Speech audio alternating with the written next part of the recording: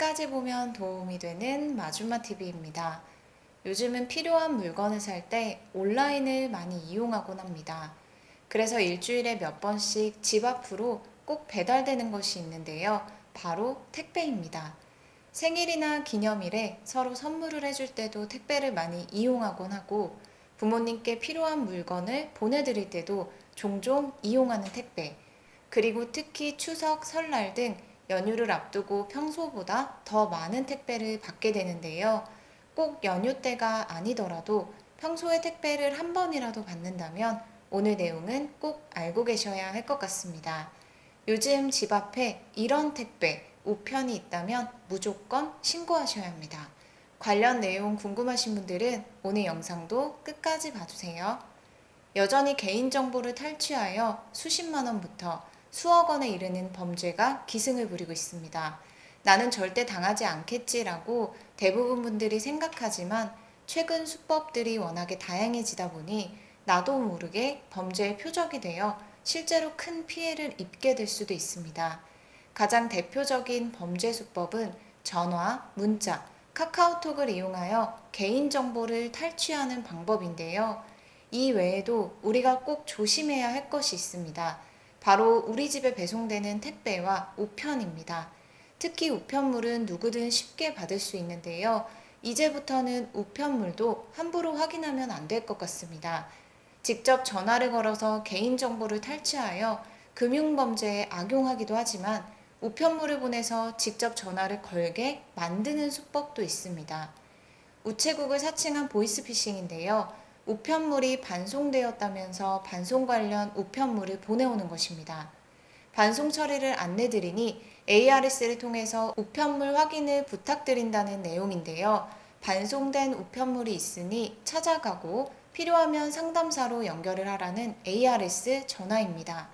이는 보이스피싱범들이 ARS를 통해서 반송 여부를 확인하면서 개인정보를 빼내는 수법입니다. 상담사로 연결을 하면 우편물 확인을 위해서 본인 이름을 확인하고 카드를 신청한 적이 있는지 물으며 신청한 적이 없다고 하면 대신 경찰에 신고를 해주겠다고 하면서 핸드폰 등 개인정보를 물어본다고 합니다. 이처럼 경찰에 대신 신고를 해주겠다고 하거나 이름 이외에 핸드폰 번호, 계좌번호, 주민등록번호 등을 물어보는 경우에는 보이스피싱을 의심하고 더 응하지 않아야 합니다. 본인이 직접 정부 기관에 전화를 한 것이 아니면 먼저 주민등록번호, 핸드폰 번호, 계좌번호 등의 개인정보를 묻는 정부기관은 없다고 하니 반드시 조심하시는 것이 좋겠습니다. 그리고 다음은 택배입니다.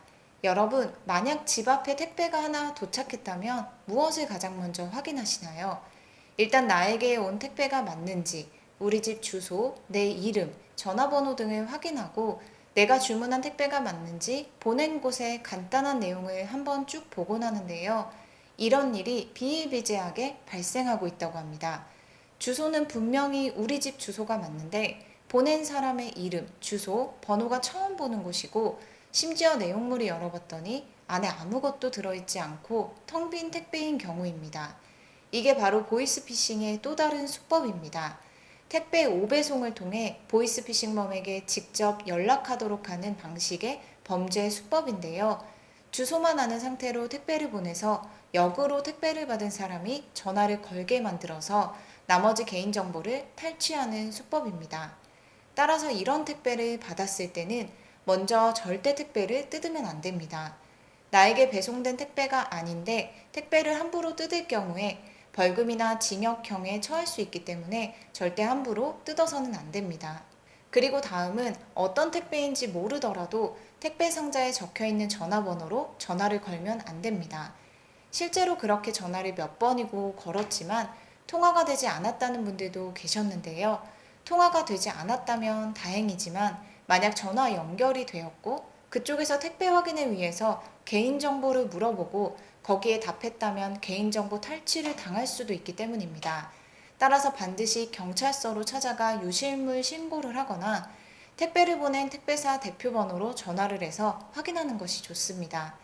오늘은 모르면 바로 당할 수밖에 없는 택배 및 우편 사기에 대해서 살펴봤습니다. 평소에 택배 자주 받으시거나 특정 기간 동안의 택배를 자주 받게 되신다면 각별히 주의하시면 좋겠습니다. 오늘 영상도 끝까지 봐주셔서 정말 감사합니다. 구독과 좋아요, 알림 설정 꼭 부탁드립니다. 감사합니다.